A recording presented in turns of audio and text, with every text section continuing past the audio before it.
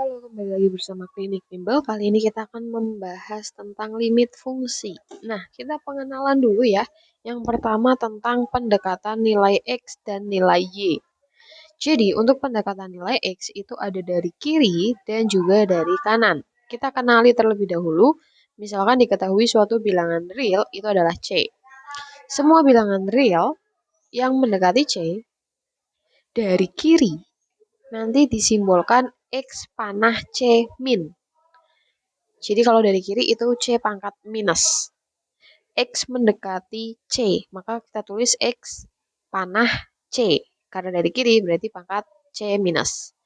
Terus kalau misalkan mendekati C dari kanan, ditulisnya X panah C tapi pangkat positif karena dia dari kanan.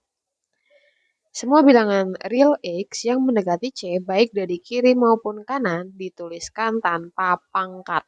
Nah, itu adalah unsur yang nanti biasanya ada pada limit. Jadi kita berusaha mengenali terlebih dahulu. Paham ya? Kalau ada X panah C berarti dibaca bilangan real X yang mendekati C, baik dari kiri ataupun kanan. Nah, sekarang kita coba cek limit kiri dan limit kanan.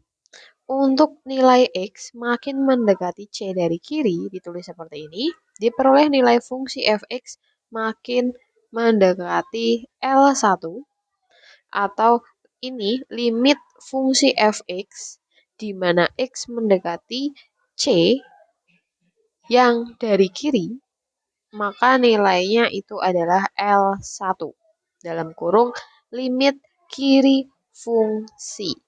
Oke, kita coba dulu. Jadi untuk ini dibaca limit fungsi fx. Limit fungsi fx.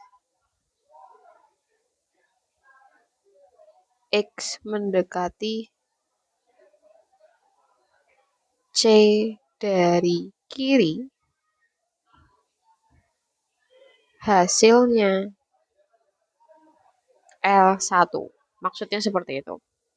Oke, untuk nilai X mendekati C dari kanan, X C plus diperoleh nilai fungsi fx makin mendekati L2. Limit fungsi fx di mana X mendekati C dari kanan, hasilnya adalah L2. Ini adalah gambar grafik. Grafiknya sama dengan fx, ya, ini grafiknya. Saat nilai limit kiri berbeda dengan limit kanan. Nah, ini hasil yang tadi limit L1 itu limit kiri. Kemudian yang L2 itu adalah limit kanan. Ini adalah nilai C-nya yang didapatkan. Perbedaannya ada pada lokasinya ya. Kemudian nomor 2, definisi limit secara intuitif. Jadi misalkan F itu sebuah fungsi, kemudian R serta L dan C adalah anggota himpunan bilangan real. Limit fungsi fx untuk X mendekati C, jika dan hanya jika fx mendekati nilai tunggal L untuk semua X mendekati C. Kemudian limit fungsi memiliki sifat. Ini limit fungsi ada jika dan hanya jika limit fungsi fx bagian kiri sama dengan bagian kanan. Oke, ini hanya teori. Jadi intinya adanya limit fungsi fx di mana x mendekati c itu ketika yang kiri sama yang kanan itu bernilai sama, yaitu sama-sama hasilnya adalah L. Oke, tadi kan kita sudah belajar tentang teorinya nih. Nah, sekarang kita rekap ya, kita rekapitulasi, kita pahami lagi tentang konsep dasar limit. Biasanya, limit itu tulisannya nanti seperti ini. Limit A, kemudian ini ada fx sama dengan L. Biasanya bentuknya ini. Dibaca apa? Limit fungsi limit fungsi fx di mana x mendekati a maka hasilnya adalah L. Kemudian dari bentuk ini kita juga memiliki makna atau memiliki arti. Artinya jika X mendekati A tapi X-nya tidak sama dengan A, maka Fx mendekati nilai L. Oke, sorry, ini kita tulis hasilnya mendekati L. Oke, artinya seperti itu. Nah, kemudian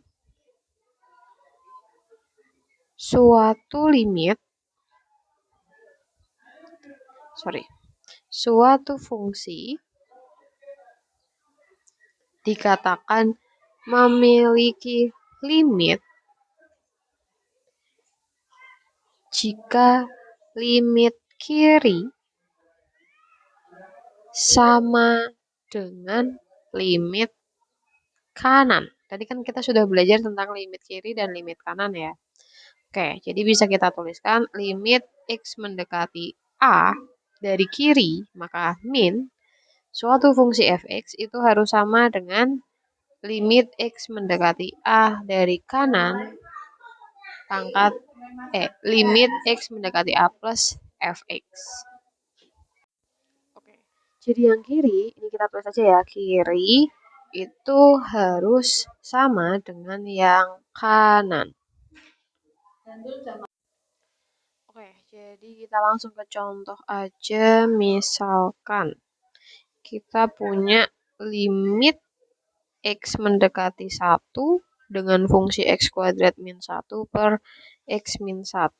Misalkan seperti ini, maka kita bisa uraikan bahwa fungsi fx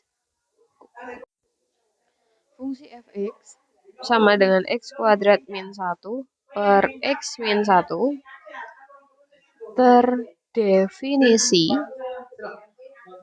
untuk semua X bilangan real kecuali X-nya bernilai 1. Jadi kalau dia nilainya 1, itu malah nggak terdefinisi ya. Nih, kita contohkan. Jadi contoh nih, kalau kita substitusikan nilai X-nya 1, X substitusikan ke dalam suatu fungsi ini, X kuadrat min 1 per X min 1 berarti 1 kuadrat min 1. 1 min 1 berarti 1 kuadrat kan 1 kurangi 1 ini 0, ini juga 0, maka dapatnya 0 per 0. 0 per 0 itu artinya tidak terdefinisi. Jadi kalau kita masukkan nilai X sama dengan 1 itu malah tidak terdefinisi ya. Sedangkan di sini ketika ada fungsi fx itu akan terdefinisi ketika semua X-nya bilangan real bernilai kecuali X sama dengan 1. Oke, maksudnya seperti itu. Nah, sekarang kita coba contohkan. Kita tulis sini X-nya, lalu di sini ada fungsi fx. Tadi kan dia tidak terdefinisi di angka 1 ya. Nah, tidak terdefinisi fx-nya, maka kita tulis strip. Terus kita isi nih, ini kita isi titik-titik aja, bebas angkanya. Nah, sekarang kita contohkan. Misalkan kita ambil angka sebelum angka 1. Misalkan 0,99 atau 0,9 gitu ya. Kemudian ini kita isi 1,01 atau 1,1. Nah, misalkan kita ambil beberapa nilai tuh.